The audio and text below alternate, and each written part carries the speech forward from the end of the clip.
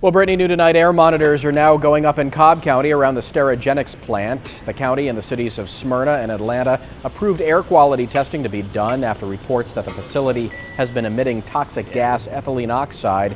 Dozens of the devices are expected to be installed. And when fire broke out a quarter-mile down the road from Sterigenics, it ignited fears about the plant that go beyond just the risk of cancer. Our Carolyn Ryan live outside the plant tonight. Carolyn, good evening to you. Good evening. Certainly ethylene oxide and fire do not mix. ETO, as it's called for short, is highly flammable. So when a fire broke out just down the road from here early yesterday morning, some residents felt fear, even panic. Wednesday morning, Cobb County residents woke up to smoke and fire alarms. When you hear that and you hear the alarms and you see the trucks going by and you see the close proximity, they immediately feared the worst. Yeah, there is concern. Could it be Sterigenics? There are people out there that are very afraid, and I feel for them.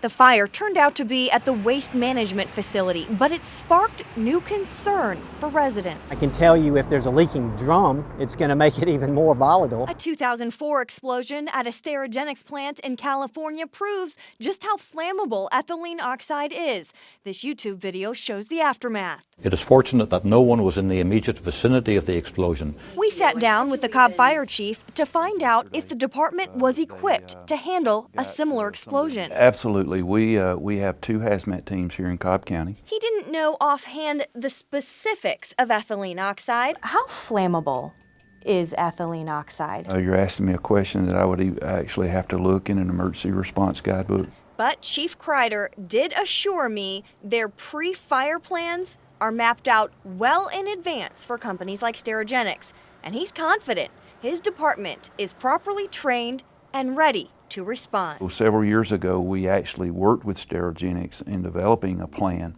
and I would guess that moving forward, we would enter an agreement with them that we would review that or revisit that on a kind of a continual basis. Now, there was a comment made at a recent community meeting that if there were a fire at Sterigenics, it would be like a nuclear bomb went off. I asked the fire chief if that statement was correct. He said he couldn't confirm that, but these types of facilities do house chemicals that would cause a, quote, significant event if there was a fire. Reporting live in Cobb County, Carolyn Ryan, CBS 46 News.